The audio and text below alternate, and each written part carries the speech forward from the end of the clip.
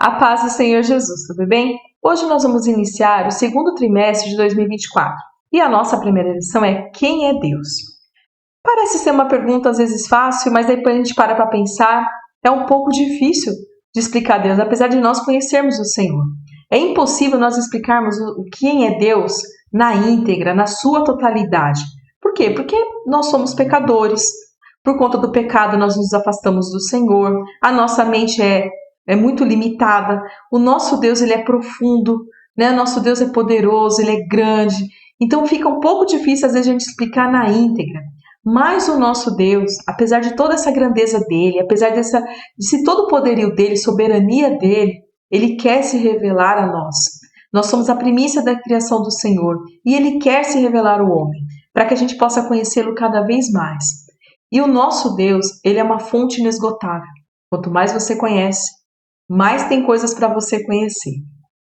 No livro de Oséias, capítulo 6, do verso 3, a parte A, nos diz assim: então, conheçamos e prossigamos em conhecer ao Senhor. Então, ele está falando, olha, conheça o Senhor e prossiga, né? Uma coisa contínua em conhecer cada vez mais o nosso Deus. E uma das principais formas de nós conhecermos o nosso Deus é por intermédio da sua palavra, né? Por intermédio da Bíblia.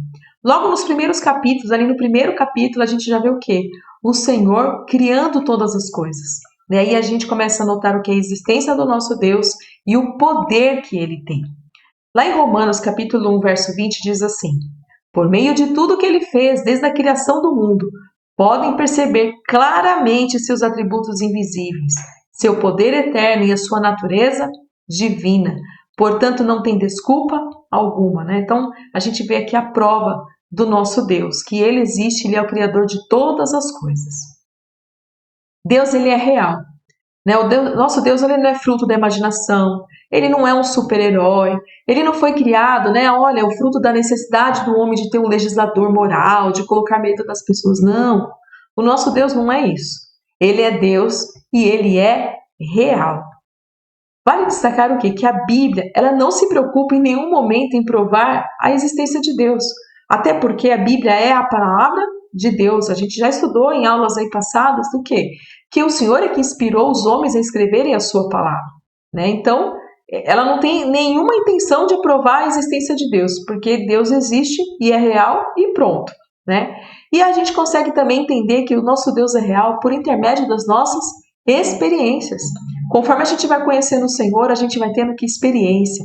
Ele vai, né, provando para nós, não porque ele tem necessidade de provar, mas porque a gente vai vivenciando mesmo, a gente vai clamando, a gente vai tendo fé e ele vai fazendo a obra em nossa vida, na vida dos nossos familiares, dos nossos amigos. E tem coisa que a gente para e fala assim, somente Deus poderia fazer essas coisas. Tem coisas que nós pensamos apenas e o Senhor fala por intermédio da palavra dele, por intermédio de um vaso que ele usa para falar conosco. Você fala assim, como pode isso se não for Deus? Milagres que a gente vê acontecendo, curas, coisas tremendas, que é somente o nosso Deus, né? E quando a gente olha para a natureza mesmo, a gente vai ver na aula, quando a gente vê o céu, quando a gente vê a natureza, a gente vai ser somente um Deus poderia fazer tudo isso. Quando olhamos o nosso corpo, como é o organismo, como tudo está interligado, como uma coisa ligadinha na outra, tudo certinho, tudo perfeito. Por quê? Porque foi o nosso Deus que fez. Deus, ele é um ser espiritual e pessoal. Lá em João 4,24 diz assim: Deus é espírito e importa que os que o adorem em espírito e em verdade. Né? Tem que adorar em espírito e verdade porque o nosso Deus, ele é espírito. Aí você pode falar assim, mas Renato, mas às vezes eu leio aqui na Bíblia que fala a mão de Deus, os olhos de Deus. Como assim? Ele não tem, porque espírito não tem isso. Essa forma de nós falarmos, essa linguagem é o que chamamos de antropomorfismo, que é uma das formas de expressar atribuindo características humanas a seres de natureza não humana. A gente não ia conseguir explicar. De uma forma da gente entender é colocar essas características, esses atributos em Deus, né? Os olhos de Deus, as mãos de Deus, né? Para que a gente possa compreender um pouco melhor, para ficar mais fácil o nosso entendimento. Mas Deus, ele é espírito. Ele também é o que é uma pessoa, né? Deus é um ser pessoal, por quê? Possui características de uma pessoa. E o que define uma pessoa? Intelecto, vontade e sentimento. Deus difere da personalidade humana porque ele tem um equilíbrio entre intelecto, vontade e sentimento, sendo pleno em si mesmo e não tem pecado. Né? A pessoa só é considerada pessoa, vamos dizer assim, por quê? Porque tem intelecto, vontade e sentimento. Nós temos isso, né? Foram atributos que o Senhor nos passou, somos imagem e semelhança de Deus. A diferença é que nós somos pecadores, então isso às vezes perde o equilíbrio, a gente acaba fazendo coisas erradas, né? Não tendenciando mais para uma coisa do que para outra, mas o nosso Deus não. O nosso Deus ele é perfeito, né? E ele tem o equilíbrio e ele não tem pecado. Então vamos ver aqui o que seria o intelecto. Né? Significa pensar, criar, compreender, ter inteligência. E lá em Isaías 55:8 diz assim: porque os meus pensamentos não são os vossos pensamentos, nem os vossos caminhos, os caminhos, diz o Senhor. Então o Senhor tem o quê? Pensamento, tem intelecto. O outro aqui, vontade. Significa querer, escolher, praticar. Lá em Isaías 46:10 diz assim, que anuncia o fim desde o princípio e desde a antiguidade as coisas que ainda não sucederam. Que digo, o meu conselho será firme e farei toda a minha vontade. Então o Senhor, ele tem vontade. O outro aqui, sentimento. Os sentimentos são o quê? As emoções, que podem ser definidas como estado em reações que a pessoa pode expressar. Lá em Provérbios 6:16, estas 6 coisas o Senhor odeia e a 7ª sua alma abomina. É um versículo pesado esse aqui, né? A gente está acostumado a falar que o nosso Deus é amor, e ele é amor mesmo, está lá na primeira carta de João. Só que o Senhor ele é justiça também, e tem coisas que o Senhor não aceita. E nesse provérbio aqui, depois vocês dão uma lida. Quais são as 6 coisas que o Senhor odeia e qual é a 7ª que a alma dele abomina? Isso aqui é o que? É um sentimento.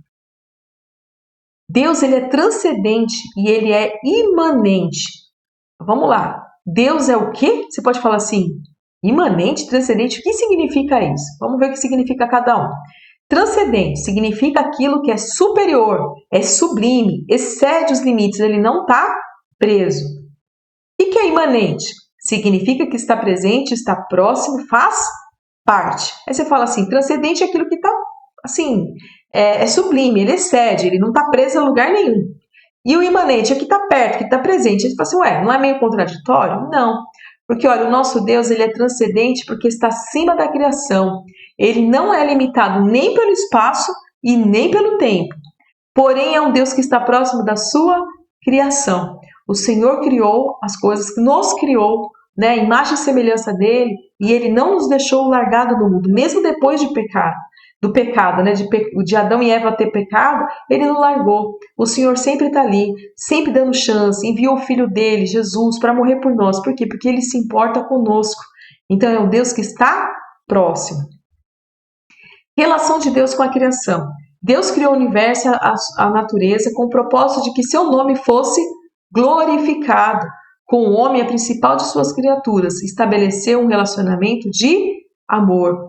Toda a criação do Senhor tem que louvá-lo, né? Tem que adorá-lo pelo que ele é poderoso, não só pelo que ele faz. A gente adora muito o Senhor pelo que ele faz, mas pelo que ele é, porque ele é Deus, ele é soberano. E ele tem uma relação conosco de amor. Lá em 1ª carta de João 4,19 diz assim, nós o amamos a ele, porque ele nos amou primeiro. Né? O Senhor nos amou primeiro. Tinha todo motivo para destruir o ser humano, mas ele não, ele ama. Né? Ele nos guarda. O próprio Deus estabeleceu um tempo determinado para todas as coisas, inclusive o final da história da humanidade, quando os salvos reinarão e viverão eternamente ao lado do Criador. Seu domínio e intervenção na história, assim como os juízos que se cumprirão, sobre a humanidade, revelam a sua soberania. Por esse motivo, toda a criação deve louvar e adorar ao seu Criador. O Senhor ele sempre quis ter uma relação próxima com o ser humano. Haja vista que quando Adão e Eva estavam lá no paraíso, o Senhor visitava, aparecia ali com Adão, conversava com Adão, toda na viração do dia, o Senhor estava ali, próximo de Adão, conversando, se importando com ele. E é isso que o Senhor quer, um relacionamento conosco. E aí chegamos à conclusão. O título da lição de hoje é Quem é Deus? Ainda que nós não possamos explicar na íntegra quem é Deus, como a gente falou logo no começo da aula, a gente não consegue devido a que é a profundidade do nosso Deus. Mas nós sabemos que Ele existe.